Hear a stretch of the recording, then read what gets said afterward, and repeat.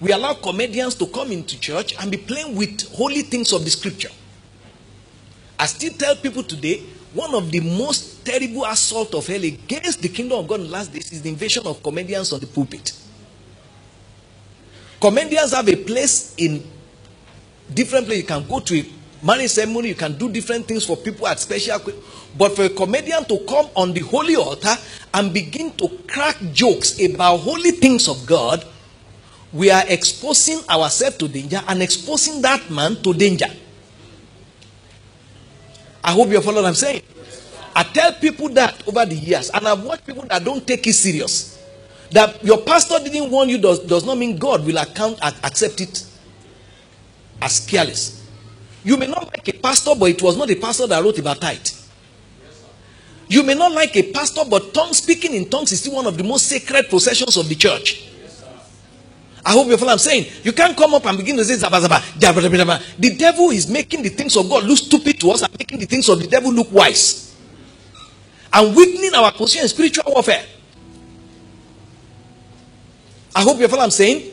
You get into meetings and a comedian stands here and is calling the fathers of the church, men that are standing in the holy office of the anointing. Have you had a comedian go to a show shrine before? Have you had a comedian go to do comedy in the mosque? And begin to take verses of the Quran and begin to joke with it? Why are we desecrating the altar of God? Where have we gotten these pastors that didn't understand the terms and the consecrations of the calling? I'm not talking as a Johnny just come. When I started this call, my hair was jet black with afro. Are you following what I'm saying? I have paid my price on the road of the calling. Okay? And it's time for people to hear and understand that God will hold the pastor accountable and the comedian accountable.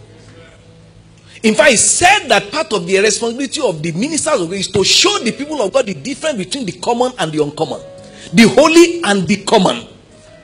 The Bible is holy. You can't play with the Quran and Muslims leave you alone. Why should we let them be toying with the Bible? So he now stands a father up and be joking about him. And then when it's time for the man to bless the people, the picture we are still seeing is the picture that the comedian joked about. So people are missing one of the most potent garments of the kingdom that Joseph wore into Egypt as a 3-time sold slave, naked. They were pricing him like normal, like meat in the market. But 13 years later, he was the prime minister of the entire country because of the blessing that he carried. And I want to release God's blessing upon you.